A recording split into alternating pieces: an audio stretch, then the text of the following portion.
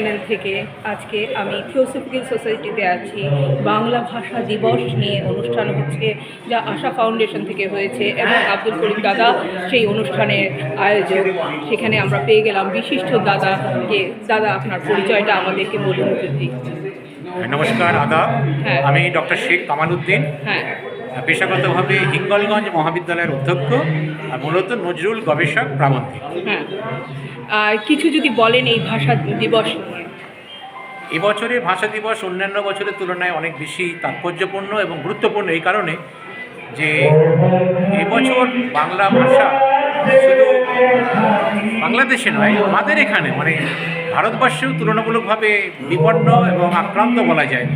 আপনারা প্রায় প্রতিদিনই দেখেছেন কোনো না কোনোভাবে কোথাও না কোথাও যারা বাংলায় কথা বলছেন তাদেরকে আমরা সংবাদ মাধ্যমে আপনাদের মতো চ্যানেলের মাধ্যমে জানতে পারছি যে কোনো না কোনোভাবে তারা বিপন্ন হচ্ছেন এবং তাদের উপরে এমন অত্যাচার করা হচ্ছে যে তাদেরকে দেশে ফিরে আসতে হচ্ছে এবং বাংলায় কথা বললেই যেন সে বাংলাদেশি বলে পরিচিত হচ্ছে এবং বাংলাদেশে পুশব্যাক করা হচ্ছে। এর ফলে যেটা হয়েছে, সোনালী বিবিদের মতো, সুইটি খাতুনদের মতো মানুষদের বাংলাদেশে কাটাতে হচ্ছে। সুতরাং বাংলা ভাষা করে না, এটা তো আসলে বাংলা ভাষা দিবস না, আন্তর্জাতিক মাতৃভাষা দিবস।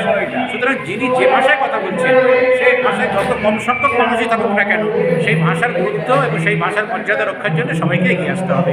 ভাষা সাহিত্যের প্রতি আমার অনেক অনেক শ্রদ্ধা রয়েছে। হ্যাঁ, এবং এই ভাষা দিবসের অনুষ্ঠানে আপনার কেমন লাগছে? না, এই যে কাজটি করছে আশা ফাউন্ডেশন, সত্যি সত্যি তো যে চেতনার ব্যাপারটি, যে ভাষা তো আমরা কথা বলছি প্রতিদিন, কিন্তু ভাষা যে গুরুত্ব, যোগাযোগের যে একটা মাধ্যম এবং সেই মাধ্যমটা যে অন্তত শালীন হতে হবে।